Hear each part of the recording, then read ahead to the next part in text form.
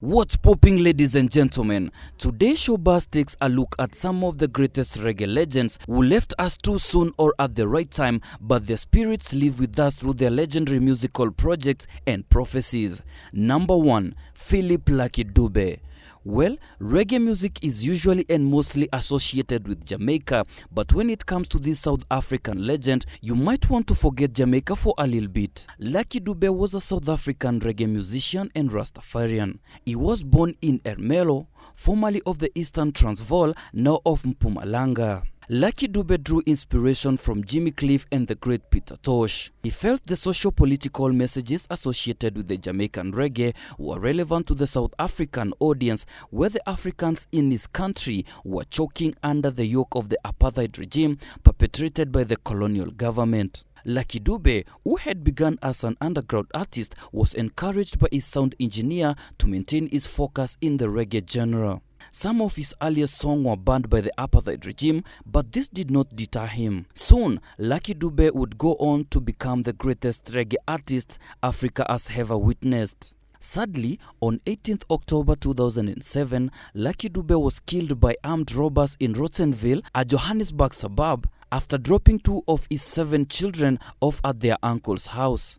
Police reports suggest that he was shot dead by carjackers who did not recognize him and believed that he was a Nigerian. 5 men were arrested in connection with the murder, 3 were tried and found guilty. 2 of the men attempted to escape and were caught. Lucky Dube's spirit lives among us. He once advised us, and I quote, "Be good to the people on your way up the ladder, cause you will need them on your way down." Long live Philip Lucky Dube. Number 2. Bob Marley, Peter Tosh, and Bunny Wailer, the Wailers. Reggae music could never have reached the heights it has achieved if it was not for the courage, blood, sweat, zeal, determination, and diversity of these 3 Wailers. Bob Marley, whose official name is Robert Nesta Marley, Peter Tosh, whose official name is Winston Hubert McIntosh, and Bunny Wailer, whose official name is Neville O'Reilly Livingston, originated from Trenchtown, a small village in Jamaica, and initially united together to form a band known as the Wailing Wailers. Their young careers were forged in the early 60s by the legendary Jamaican producer Coxsone Dodd, who would not only mentor the young Wailers, but many of the renowned Jamaican legends. However, the Wailing Wailers' relationship with Coxsone Dodd did not bode well and they separated bitterly. They later changed the band's name from the Wailing Wailers to the Wailers. A couple of years later, the Wailers secured a deal with Chris Blackwell of the Islands Record, and this is where everything went south. Chris Blackwell thought it was a good idea to position Bob Marley as the leader of the Wailers, and this did not sit well with Peter Tosh and Bunny Wailer. Bunny Wailer was the first to quit the Wailers, followed by Peter Tosh, and the 2 moved on to pursue solo careers, which were very successful. However, Bob Marley carried on with the Wailers band, now renamed to Bob Marley and the Wailers. To fill the void left by his 2 brothers, he recruited the I3s as his backup singers. The I3s were 3 young women who added a magical flavor to his music, and they were his wife Rita Marley, the reggae queen Marcia Griffiths, and the melodious Judy Mowat. Sadly, Bob Marley lost his life to the melanoma disease in 1981 when he was only 36 years old. He always believed that money could not buy life. Have you made a lot of money out of your music? Money? I mean, how much is a lot of money to you? Yeah, that's a good question. Have you made, say, millions of dollars? No. Are you a rich man? When you mean rich, what you mean? Do you have a lot of possessions? A lot of money in the bank? Position make you rich? I don't have that type of richness. My richness is life, forever.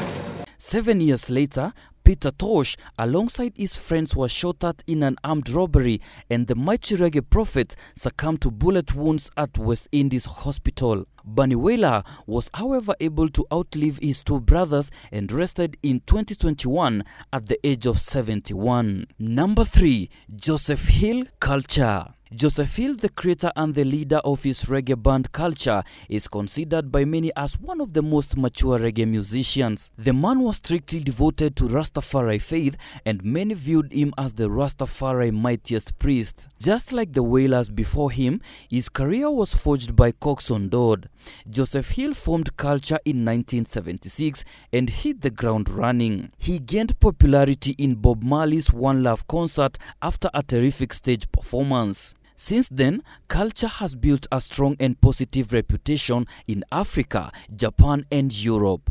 Culture shocked the world when his presence halted the Sierra Leone Civil War for the sake of his performance. As soon as Culture arrived in Freetown, the capital city of Sierra Leone, he told the rebels, and I quote, "I will only go if you put your gun down." The rebels quickly obeyed him and laid down their guns. Afterwards, they sent a message to the president saying, and I quote, "You are lucky that Papa Joseph Hill Culture is in Freetown, else we shall destroy Freetown within 24 hours. Sadly, Joseph Hill died on a tour bus just after entering Berlin, Germany on 19th August 2006. His son Kenyatta Hill subsequently took over his role in Culture.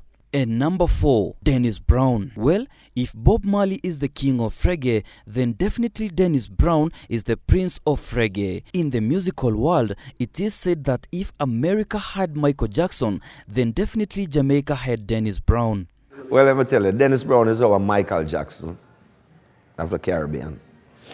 The same effect that Michael Jackson had on every youngster, Dennis Brown had that effect on us as youngsters. Everybody admired this little kid.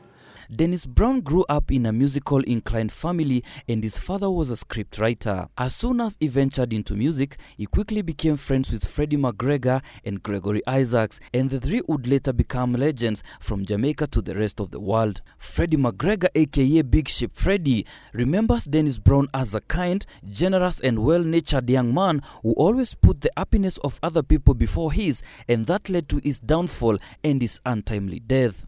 You don't find a nicer person than Dennis Emmanuel Brown as a human being.